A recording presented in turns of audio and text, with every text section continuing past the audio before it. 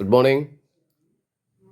നമ്മൾ ഒരു ബഹുഭുജത്തിൻ്റെ വികരണങ്ങൾ ഉൾപ്പെടെ 28 വരകൾ ഉണ്ടെങ്കിൽ, അപ്പോൾ ഒരു ബഹുഭുജത്തിൻ്റെ വികരണങ്ങൾ ഉൾപ്പെടെ 28 വരകൾ, ആ വരകളുടെ എണ്ണം എന്ന് പറയുന്നത്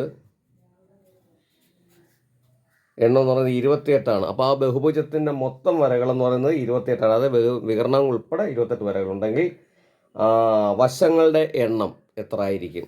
ആ ബഹുഭുജത്തിൻ്റെ വശങ്ങളുടെ എണ്ണം എത്ര ആയിരിക്കും, അഥവാ വികരണങ്ങളുടെ എണ്ണം എത്രയായിരിക്കും? അതാണ് നമ്മളിന്ന് ചെയ്യാൻ പോകുന്നതാണ്. അപ്പോൾ ഇങ്ങനത്തെ കണക്ക് വന്നു കഴിഞ്ഞാൽ നമുക്ക് ചെയ്യാൻ പറ്റുന്നത് n × n-1/2 is equal to 28. ഇവിടെ നമ്മൾ തന്നെ ക്രോസ് മൾട്ടിപ്ലിക്കേഷൻ ചെയ്യുമ്പോൾ n × n-1 is equal to 28 × 2 is equal to 56 എന്ന് കിട്ടും. ഇത് നമുക്ക് n² - n is equal to 56 എന്ന് വരും. അപ്പോൾ ഇവിടുന്ന് ഇതൊരു ദ്വിമാന സമവാക്യമാണ്, അതായത് quadratic equation, second degree equation. അപ്പോൾ ഇതിനെ നമ്മൾ ഫാക്ടറൈസ് ചെയ്യും. അപ്പോൾ നമുക്ക് ഇക്വേഷനിലേക്ക് മാറുമ്പോൾ n - -56 ഈസ് ഈക്വൽ ടു 0. ഇപ്പോൾ ഇക്വേഷനായി ക്വാഡ്രാറ്റിക് ഇക്വേഷൻ, അല്ലെങ്കിൽ ദ്വിമാന സമവാക്യം, സെക്കൻഡ് ഡിഗ്രി ഇക്വേഷൻ എന്ന് പറയും.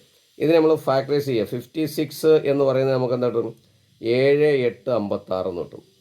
അപ്പോൾ ഇവിടെ നോക്കുക, -1 എന്നിന് എന്തുകൊണ്ടായിരിക്കുന്നത്? -1 ആണ് ഇവിടെ. -1 എന്നിൻ്റെ ലെഫ്റ്റ് സൈഡിലുള്ളത് 1 കൊണ്ടാണ് മൾട്ടിപ്ലൈ ചെയ്യുക. -1 ഇവിടെ -56. ഇപ്പോൾ ഗുണിക്കുമ്പോൾ പ്രോഡക്റ്റ് കാണുമ്പോൾ 56 കിട്ടണം, സം കാണുമ്പോൾ -1 കിട്ടണം. അങ്ങനെ വരുമ്പോൾ നമുക്ക് n - 8 × n + 7 = 0 കിട്ടും.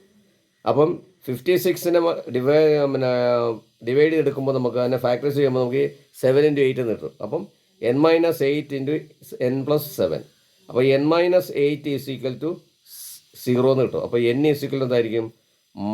8. ഇപ്പോൾ -8 റൈറ്റ് സൈഡിൽ പോകുമ്പോൾ 8 എന്ന് കിട്ടും. അപ്പം ബഹുഭുജങ്ങളുടെ വശങ്ങളുടെ എണ്ണം എന്ന് പറയുന്നത് 8 ആണ്. അപ്പോൾ വശങ്ങൾ എത്രയാണ്? വശം 8 വരും. അപ്പോൾ വികരണങ്ങളുടെ എണ്ണം എന്ന് പറയുന്നത്, അതായത് 28 ആണ് മൊത്തം ഉള്ളത്. അപ്പോൾ 28ൽ നിന്ന് 8 കുറയ്ക്കുക. 8 കുറയുമ്പോൾ നമുക്ക് കിട്ടും 20. അപ്പം എത്ര വികരണങ്ങളുണ്ടാവും? 20 വികരണങ്ങളുണ്ടാവും. Okay, thank U.